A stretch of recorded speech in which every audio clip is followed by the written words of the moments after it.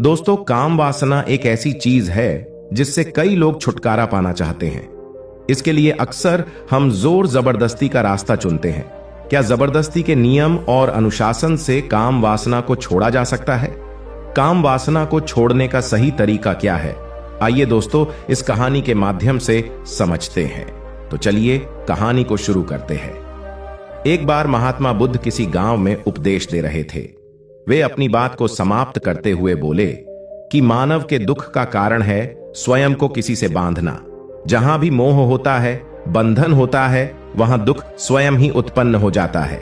अतः अपने बंधनों को जानें और उनसे बाहर निकलने का प्रयास करें। इसके बाद उन्होंने सभी लोगों को आशीर्वाद दिया और फिर अपने आश्रम को लौट गए। अगले दिन उनसे एक व्यक्ति मिलने आया। वह बुद्ध को दंडित करता हुआ बोला, मान्यवर, मैंने कल आपका उपदेश सुना। आपकी बातें मेरे हृदय में उतर गई हैं। मैंने अपने बंधनों को तोड़ दिया है, सारी मोहमाया का त्याग कर दिया है। अब मैं आपकी शरण में आना चाहता हूं। उस व्यक्ति की बातें सुनकर बुद्ध मुस्कुराए और धीरे से बोले, मुझे विस्तार से बताओ वत्स, तुमने कौन कौन से बंधन तोड़े और किसका मोह त्याग दिया है?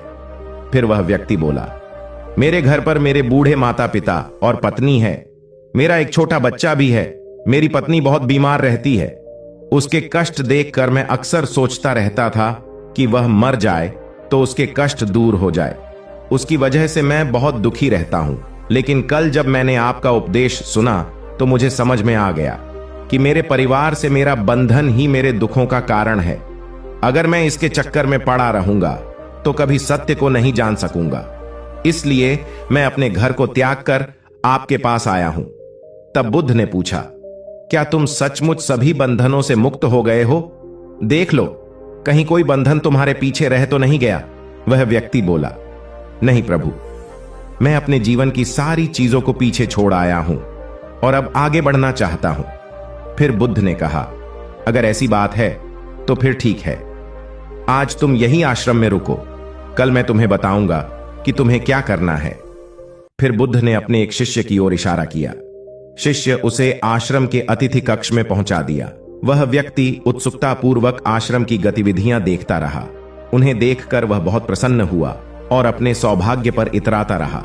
अगले दिन बुद्ध ने उस व्यक्ति को एक कार्य सौंपते हुए कहा, तुम्हें पूर्व की दिशा में जाना है।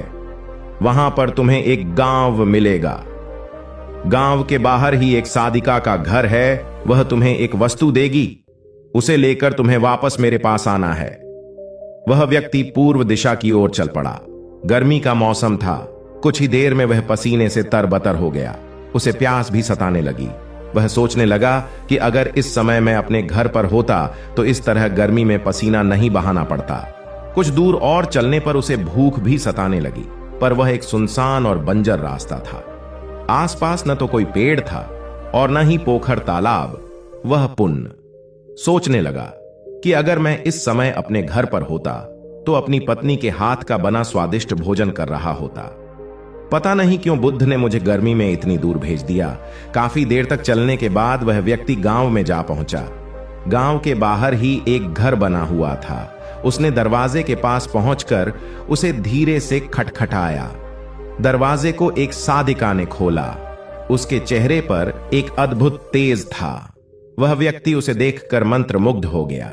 साधिका ने उसे अभिवादन करते हुए कहा कि मैं जानती हूं आपको बुद्ध ने भेजा है, आप अंदर आ जाएं। वह व्यक्ति घर के अंदर चला गया। साधिका के कहने पर उसने पानी से हाथ मुंह धोया और एक चटाई पर बैठ गया। साधिका ने उसके सामने भोजन की थाली रखी। वह जल्दी जल्दी भोजन करने लगा। अचानक उस व्यक्ति की नजर साधिका के पैरों पर पड़ी। उसके पैर बहुत सुंदर थे। वह उन्हें देखता ही रह गया। तभी साधिका ने उसका ध्यान भंग किया और वह बोली, जिस व्यक्ति को बुद्ध के चरणों में स्थान मिल जाता है फिर उसे किसी अन्य के चरणों की आवश्यकता नहीं पड़ती। साधिका की बात सुनकर वह व्यक्ति लज्जित हो गया और नजरें नीची करके चुपचाप भोजन करने लगा। भोजन करने के बाद साधिका ने कहा, आप बहुत दूर से आए हैं, थक गए होंगे। यही चटाई पर लेट जाए, मैं पंखा कर दूंगी। वह व्यक्ति बहुत थका हुआ था। वह चटाई पर लेट गया और अपनी आंखें बंद कर ली। साधिका उसे पंखा करने लगी, पर लेटने के बाद भी उस व्यक्ति को चैन नहीं आया। उसने धीरे से अपनी पलकों को खोला और चोर नजरों से सादिका को देखने लगा। वह सोचने लगा कि यह स्त्री कितनी सुंदर है, इसकी वाणी कितनी मोहक है। अगर यह मेरी पत्नी होती तो मेरा जीवन स्वर्ग बन जाता। सादिका इसके मन की बात समझ गई। वह बोली, शरीर में कुछ नहीं रखा है, यह केवल मांस, मज्जा और अस्थियों का जोड़ है। जो व्यक्ति इसके आकर्षण से मुक्त हो जाता है वही सत्य को प्राप्त कर पाता है। यह सुनकर वह व्यक्ति घबरा गया। वह चटाई से उठ बैठा और बोला, अब मुझे बुद्ध के पास जाना चाहिए। कृपया आप मुझे वह वस्तु दें जिसके लिए बुद्ध ने कहा था। सादिका ने मुस्कुराकर जवाब दिया, बुद्ध ने आपको जिस कार्य के लिए भेजा था वह पूर्ण हो चुका है। सादिका की यह बात उस व्यक्ति को समझ में नहीं आई। वह दरवाजे की ओर बढ़ चला। दरवाजे के पास पहुंचकर वह एक क्षण के लिए रुका और पलटकर बोला, क्या आप अंतर्यामी हैं? आपने मेरे मन की बातें कैसे समझ ली? वह स्त्री मुस्कुराते हुए बोली, बुद्ध की कृपा से मैं मोह माया से ऊपर उठ चुकी हूं, इसलिए भावनाओं से निर्लिप्त हूं और किसी के चेहरे को देखकर उसके मन में उठने वाले विचारों को समझ लेती हूं। उसकी बातें सुनकर वह व्यक्ति एक बार पुनः लज्जित हुआ और सोचने लगा कि जिस स्त्री ने सच्चे मन से मेरा सत्कार किया, मैं उसके बारे में क्या क्या सोचता रहा। उसके बाद वह बुद्ध के आश्रम की ओर लौट चला। आश्रम में पहुंचकर वह व्यक्ति बुद्ध के चरणों में गिर पड़ा और बोला, मान्यवर मुझे क्षमा कर दें, मैं बड़ा पापी हूं। उसकी बात सुनकर बुद्ध मुस्कुराए और बोले, मैंने तुम्हें सादिका के पास इसीलिए भेजा था ताकि तुम अपने आप को देख सको। अब मुझे बताओ, क्या तुम सचमुच मोह और बंधन को त्याग चुके हो? वह व्यक्ति कुछ नहीं बोला। वह नजरें नीची किए चुपचाप खड़ा रहा। फिर गौतम बुद्ध ने कहा, बाहरी बंधन और मोह को त्यागने से हम बंधन मुक्त नहीं होते। दरअसल बंधन और मोह हमारे भीतर होता है। तुमने परिवार को छोड़ दिया और सोचा कि मैं बंधन मुक्त हो गया, लेकिन जैसे ही तुम्हें अवसर मिला तुम्हारे भीतर का मोह जाग उठा और इसी वजह से आज तुम अपने आप को पापी समझ रहे हो। फिर वह व्यक्ति बोला, मुझे क्षमा कर दे प्रभु। उस व्यक्ति ने अपने हाथ जोड़ दिए।